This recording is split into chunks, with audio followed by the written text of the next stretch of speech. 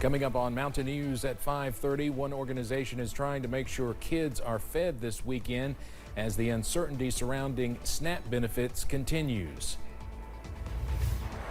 And we'll show you how some of our military heroes are being honored in downtown Hazard ahead of Veterans Day. And a tornado watch is in place for 2 counties in our region. Dedicated to southern and eastern Kentucky, this is WYMT Mountain News at 5:30. Good evening, I'm Steve Hensley. A line of showers and thunderstorms with some gusty winds is moving through the mountains. It's raining pretty hard over top of us here in Hazard right now. So far, nothing too awful severe, but there is a tornado watch for a couple of our southern Kentucky counties. Meteorologist Megan Dusmal has the latest on this first alert weather day. Megan. That's exactly right, Steve. We have 2 counties under that tornado watch. That would be Wayne County and McCreary County, our far southwestern counties in the WYMT viewing area. Now, most of the severe weather is more to the south of us, but right now, here's a look at that live pinpoint Doppler radar. You can see that first round that we had ahead of the main line, giving some of the heavier rains right now. In fact, over Hazard and Perry County as a whole, as Steve mentioned, definitely hearing that at the studio.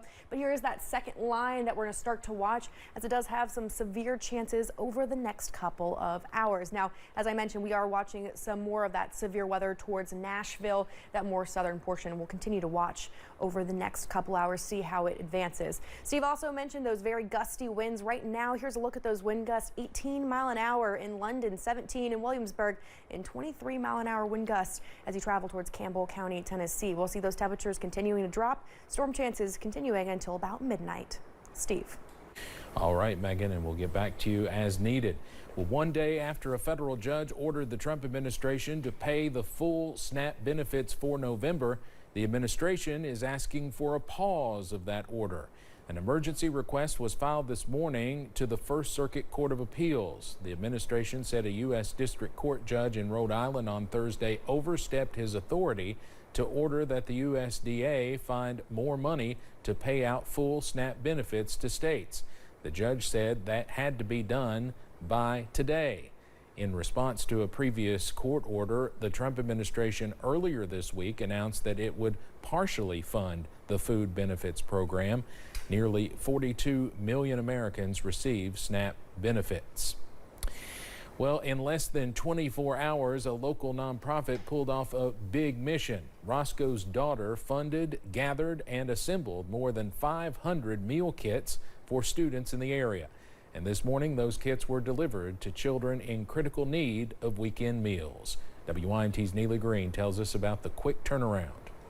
When you have a hard time at home, you can depend on that meal at school, but on the weekend, you lose access to that. Kate Clemens, CEO and founder of the nonprofit Roscoe's Daughter, set plans in motion to help children and families facing uncertainty with their SNAP benefits. When the SNAP crisis started, I immediately jumped into place and expanded the programs that we already have in place, such as our grocery voucher assistance program, which lets people shop at the grocery store to get what they need, also puts money back into the economy. But her help didn't just stop there. Clemens was determined to do more. She reached out to family resource officials at more than 10 different schools in Knott and Perry counties. She created the Weekend Backpack Meal Program, and in less than 24 hours, that need was met.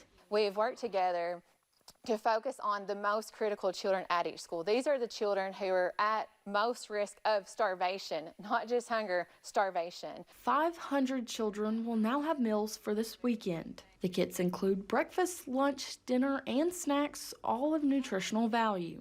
It's really important to me not to just throw stuff in a bag, but how can we make it nutritional for these kids? Because the SNAP crisis has been going on for a while. They probably have been struggling. So I try really hard to include fruit in the bag, a healthy balance of fat and carbohydrates and protein. 1 in 8 Americans receive assistance from SNAP, and Clemens says it's estimated in Knott County to be 1 in 4. When government assistance is paused, Eastern Kentucky steps up. We will always take care of each other. That's the Eastern Kentucky way, and that's the story of Roscoe's Daughter. It's just lend a hand to your neighbor, because we could all be in this situation. It could happen to anyone. Clemens says even when SNAP is restored, their mission stays the same, fighting against food insecurity. In Perry County, Neely Green, WYMT Mountain News. She says if SNAP is not restored by next weekend, they will work again to deliver as many weekend meal kits as possible. Appalachian Regional Healthcare is hosting a food drive for families through the end of November. You can drop off healthy, shelf-stable items at each of their hospitals. Donations will be distributed to local community partners serving families in need, including God's Pantry Food Bank. The Department of Transportation officially announced reductions in services at 40 major airports around the United States, sparking mass cancellations today. WYMT senior national correspondent Peter Zampa reports from one of those airports in New York. Well, here at LaGuardia Airport in New York City, this is one of 40 high-volume airports facing flight reductions beginning Friday. Now, this move, announced by the Department of Transportation, is a safety precaution because the government shutdown is affecting staffing levels nationwide. As of midday Friday, more than 800 flights had been canceled in the United States, 20 of those at LaGuardia, according to the flight tracking service FlightAware.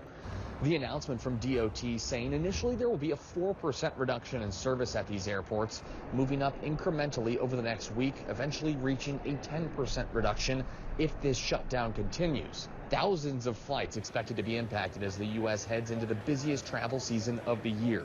Now, air traffic control unions, airlines, others in the industry are pleading with lawmakers on Capitol Hill to come to an agreement on government funding to put an end to this disruption.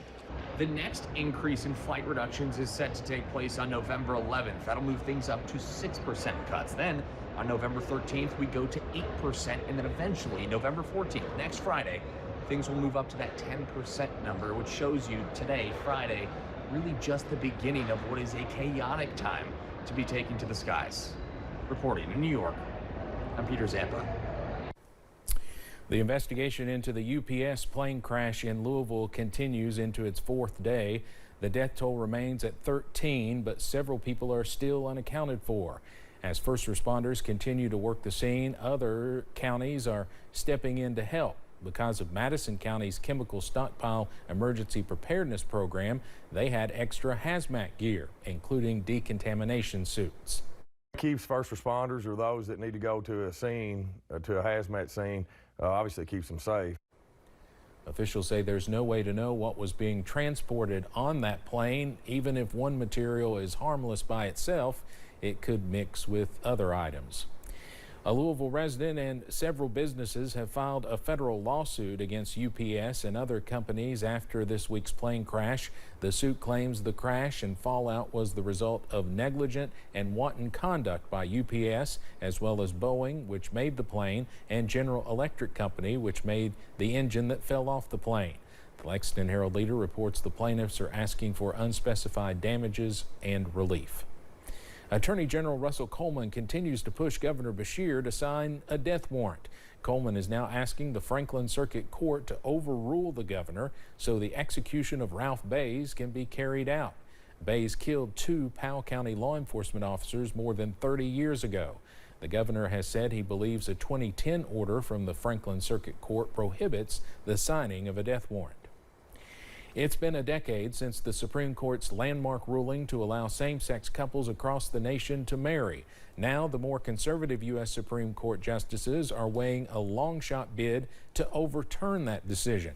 The pending appeal comes from Eastern Kentucky and Kim Davis. She is the former Rowan County clerk who refused court orders to issue same-sex marriage licenses in 2015 due to her religious beliefs. The Davis appeal is one of dozens the justices are considering. In a private meeting today, the court could announce as soon as Monday what it will do with the case. It could also hold the appeal for weeks, which often happens when one or more justices wants to write an opinion about a decision to deny a case. As we approach Veterans Day, folks throughout the region are already getting ready to honor their loved ones who served. In downtown Hazard, a project months in the making is now on display, featuring servicemen and women from the mountains. WYMT's Amelia Lee has the story. They now get to look down forever on this town that is flourishing because of the sacrifices they made. As you make your way through downtown Hazard, make sure to keep an eye out for these special banners. They're hung up all along Main Street, honoring the brave men and women who fought for our country, saluting them ahead of Veterans Day. freedom, democracy. You know, they fight for the rights that we enjoy as Americans. Every year, the Hazard Civic Fellows work on a project for civic improvement.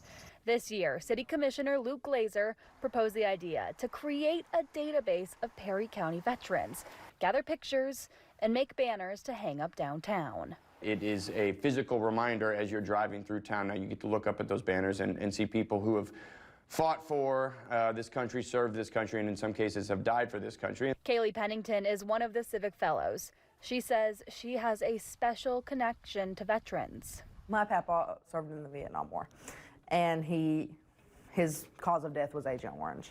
And so veterans are always something that's special to me. But one veteran's story, whose picture is now downtown, impacted her in a big way. I know he's kind of infamous in general, but Paul Baker, he's at the VA, but he served in like 3 wars. And that was something we talked about a lot, was like, there were a few people that served in 2, most in 1, but like 3. The banners will be displayed through Veterans Day and then a new batch for Memorial Day. In Perry County, Amelia Lee, WYMT, Mountain News. If you are interested in someone you know being displayed downtown, you can go to our website, WYMT.com, to find more details. Coming up on Mountain News at 5:30.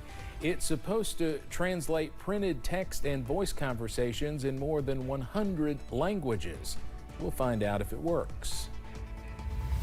And First Alert weather days continue until Monday. I'll have the full timeline up next.